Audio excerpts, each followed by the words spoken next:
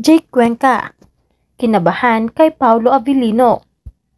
First time palang nagkasama sa isang teleserye ang mag-BFF na sina Paolo Avellino at Jake Cuenca. Matagal na silang friends, pero ngayon lang sila nagkatama. We've always been wondering, bakit hindi nila kami pinagsasama-sama sa isang project? So parang ang galing kasi, the show is certainly, parang it's not the typical things that me and Paolo. Hindi ito drama o hindi aksyon. So parang it was somewhat like level pegging. Parang we help each other to the sequences. So for me, I had a lot of fun. Pahayag ni Jake. Pero umamin na ninerbiyos siya sa What's Wrong with Secretary Kim. Dahil alam niyang mahusay na aktor ang kanyang kaibigan.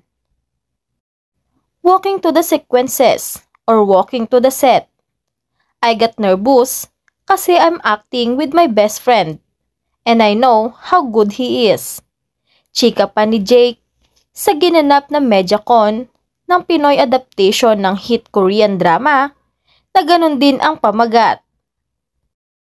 Gayon din naman si Paolo.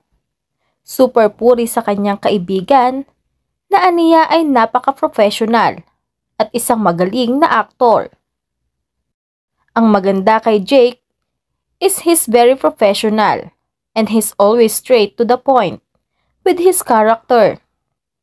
Kilalang kilala niya ang character niya, kaya parang switch lang ng isang parang switch ng ilaw. Kaya niyang i-on and off. So walang naging problema. It's actually an honor that I got to work with Jake for a longer time. Hirit ng lead actor sa What's Wrong with Secretary Kim na pinagbibidahan nila ni Kim Chu. Anyway, magkapatid ang role ni na Paolo at Jake na magiging magkaribal kay Secretary Kim. Samantala mula na magkatrabaho noon, isang taon para sa seryeng Lindang ay naging malapit na sa isa't isa sina Paolo Avellino at Kim Chu. Para sa aktor ay masayang karanasan na makasamang dalaga sa isang proyekto. At ngayon nga ay muling nagkatambal ang dalawa sa What's Wrong with Secretary Kim. Na noon pa man ay pangarap na ni Paolo na makatambal si Kim Chu dahil napahanga ang aktor sa dalaga. Dahil sa pagiging professional ng actress pagdating sa trabaho. Actually, when I was in ABS-CBN, I've always wanted to work with Kim. But I wasn't given the opportunity until the project we did last year. And I was very happy.